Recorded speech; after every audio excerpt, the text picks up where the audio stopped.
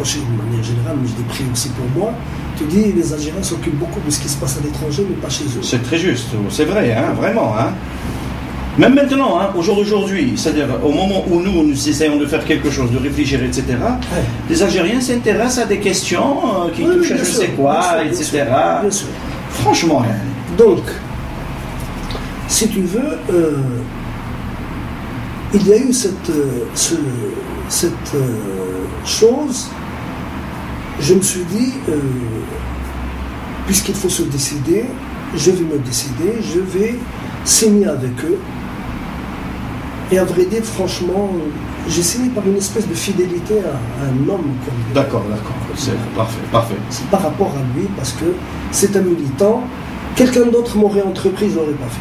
C'est-à-dire, toi, tu as mis de côté l'idée de la démocratie, l'idée de l'élection elle-même, l'idée de la majorité du fils. C'est le pays. C'est-à-dire, pour toi, le fils était un danger pour le pays.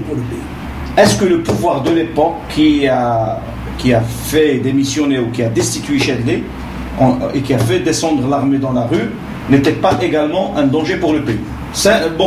Maintenant tu as donné ta parole. Parce que ça, c'est des choix personnels. Sans doute. Mais avec l'armée, c'est une affaire interne, algéro-algérienne. Avec le fils, ça prend des proportions autres, avec la perspective d'intervention étrangère. Exogène. D'accord. C'est ça qui m'a fait décider en mon âme et conscience. Qui a fait basculer ta décision. Qui a fait basculer ma décision. Mais ma surprise, ça a été la suite. Alors?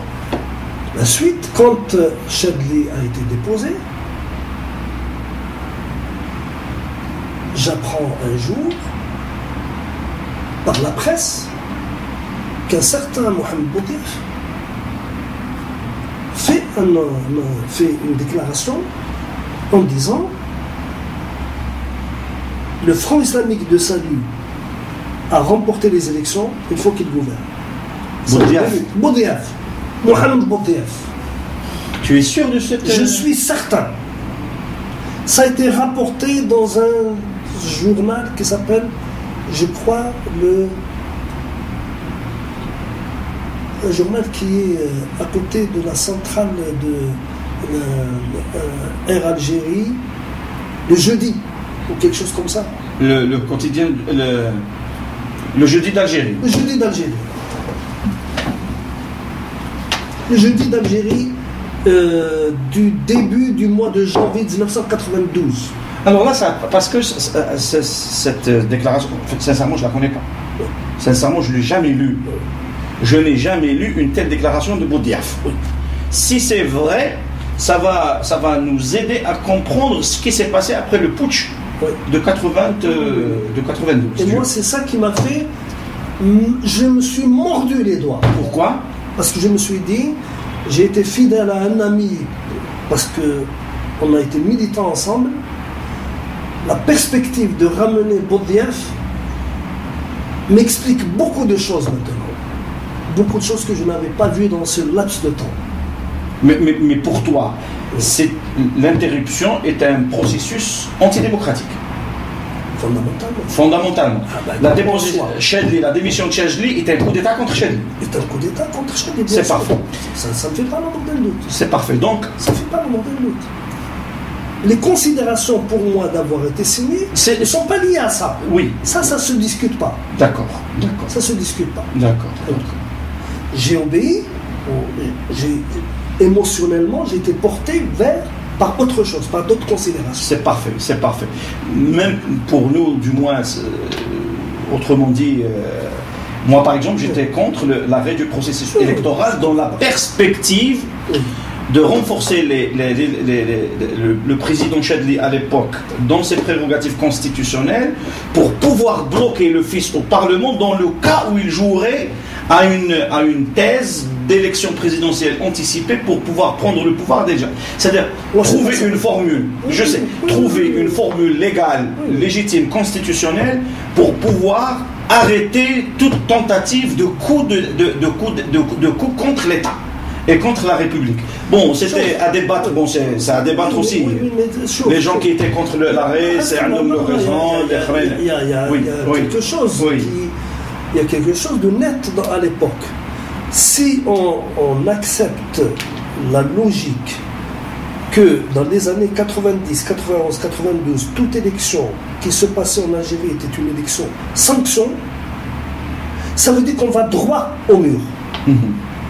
ما فيها لا حك لا شك ولا حك. Droit au mur, ça veut dire on choisit le fils, c'est un choix suicidaire. Ou bien c'est un choix de solution.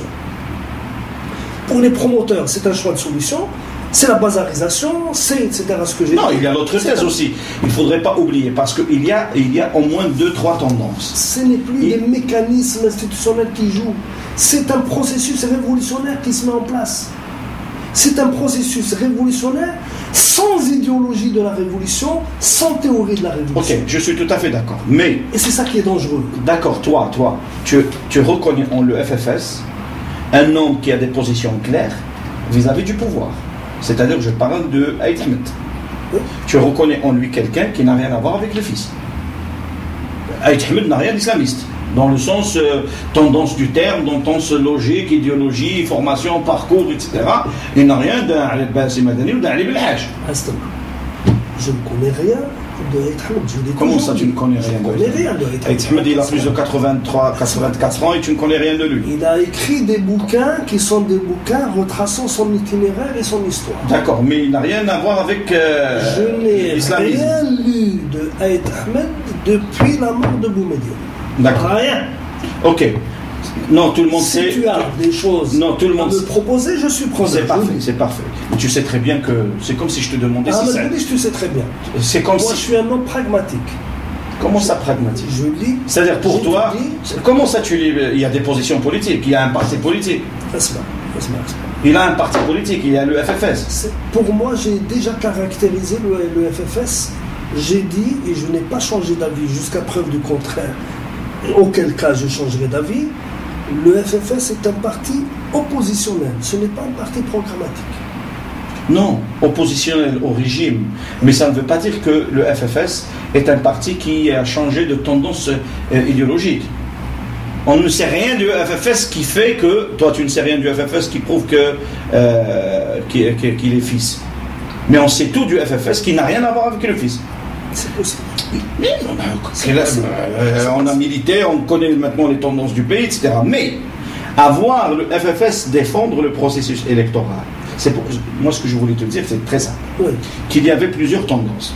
Moi, je ne juge pas d'une tendance. Moi, je défends une thèse. Oui. Mais ce n'est pas le moment de m'expliquer. Alors, il y avait les gens qui avaient pris la décision de suspendre le processus électoral et de déposer Chedid Benjedid. Suspension du processus électoral, coup d'État contre Chedid. Oui. Il y avait d'autres qui défendaient l'idée de la poursuite du processus électoral. Oui. Et il y a des gens de l'intérieur du mouvement, parce qu'il y a les trois fronts. Il y a le FLN qui a participé aux élections, il y a le FFS, et il y a le FIS, bien sûr avec d'autres partis politiques qui n'avaient rien eu. Mais majoritairement, le FIS, le FFS et le FLN. Oui. Ou inversement. Maintenant, et c'est ça le débat de fond, est-ce que le choix de suspendre le processus électoral était l'unique, le meilleur? Est-ce que l'autre thèse, Quelle thèse? la poursuite du processus électoral et bloquer le fils au sein du Parlement dans le cas où il aurait, est-ce qu'elle aurait pu aboutir? C'est un débat. Voilà le débat qu'il... J'étais convaincu que non. Tu ne peux... Sauf, c'est différent. Le FFS, d'après ce que j'en connais, pas beaucoup de choses, mais je pense qu'il sur le fond du problème, il n'a pas beaucoup changé. Parti oppositionnel, oui, mais un parti légaliste. Et ce n'est pas un parti de révolution, c'est un parti politique, c'est-à-dire Mais qui est dans la douleur, qui est dans la rébellion, qui est né dans la rébellion, qui connaît avant même le fils, avant la naissance de Ali Belhaj. Je sais, c'est ça, écoute. Le FFS a recouru à la lutte armée, contraint et forcé par la culture de l'époque. Nous sortons d'une guerre de libération nationale, les gens étaient encore en armes. Je ne crois pas que le FFS, dans des conjonctures autres, différentes, plus tard, aurait recouru à la prise d'armes contre. D'autant plus, une chose, je vais la dire, mais je ne sais pas si c'est une révélation. Je l'ai apprise d'un diplomate. Et ce qui explique aussi, d'une certaine manière, le radicalisme de Aït Ahmed contre le pouvoir algérien. Depuis 1963-64. Mbella a demandé, Bentoumi est toujours vivant. Maître Bentoumi. Mbella a demandé à ce que Aït Ahmed soit déchu de la nationalité algérienne. Et c'est Bentoumi qui s'est opposé. Il était ministre de la Justice, je crois. Oui. Alors tu comprends que quelqu'un dont on dénie la nationalité, qu'on veut du jour au lendemain démettre de sa nationalité parce que... C'est terrible, hein? C'est le comble de tout. Moi je le comprends. Mais je ne pense pas que ce soit la seule raison pour qu'il s'oppose au pouvoir, parce que quelque part, il a une idée. On ne connaît pas les hommes du pouvoir comme Aït Ahmed, quand même. Écoute, je ne sais pas si... On le connaît... Écoute, Anna, modestement, je sais ce que c'est que vivre à l'étranger. J'ai vécu à l'étranger, j'ai vécu une vingtaine d'années. J'ai vécu en tant que militant. Évidemment, je ne vais pas me comparer à Ahmed. J'ai vécu en tant que militant. Mais quand on est à l'étranger, on a une autre perception des choses. On ne peut pas être au courant de tout, même si on a des ramifications. Je ne pense pas qu'ils connaissent la réalité algérienne aussi bien qu'on puisse le prétendre. C'est quand même quelqu'un qui a passé sa vie entre la prison et l'étranger.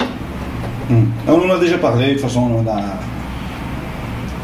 Alors, pour résumer, si tu permets, parce que c'est le moment de s'arrêter ici sur cette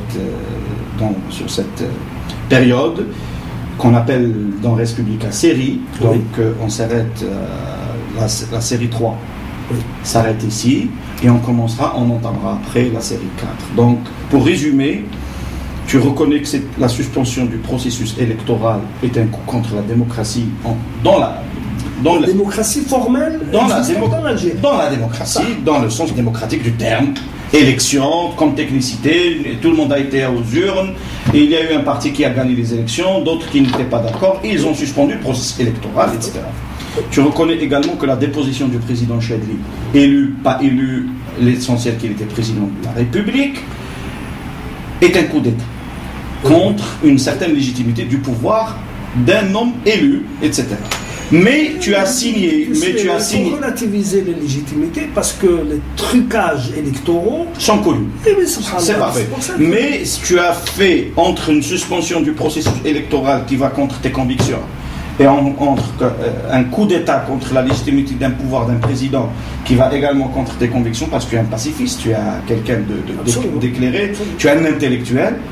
Tu as quand même signé contre le processus, pour la suspension du processus, donc pour le coup d'État contre Chadli, dans un seul objectif, protéger, sauvegarder l'Algérie. J'ai bien compris, c'est ça. Absolument. Alors, c'est sur cette question de l'Algérie post-janvier 92 que nous allons, si tu permets, entamer nos analyses. Très bien. Donc, est-ce que réellement l'Algérie a été sauvée ? Comment qu'elle a été sauvée, comment qu'elle a été défendue, par X, par Y, qu'est-ce qu'elle a connu comme violence, comme guerre civile, comme système institutionnel, comme régime, l'arrivée de Boudiaf, l'assassinat de Boudiaf, l'équipe du HCE à sa tête, le nouveau président du HCE, en l'occurrence, pas Mohamed Boudiaf, celui qui l'a remplacé,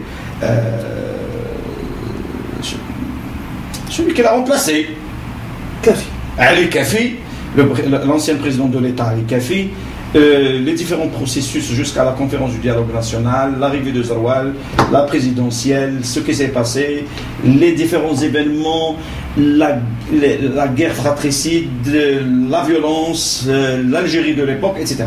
En tous les cas, c'est énorme comme chantier à débattre, etc. jusqu'à 1999 pour notre série 4. D'accord. c'est l'Akhdar. Merci beaucoup. C'est moi.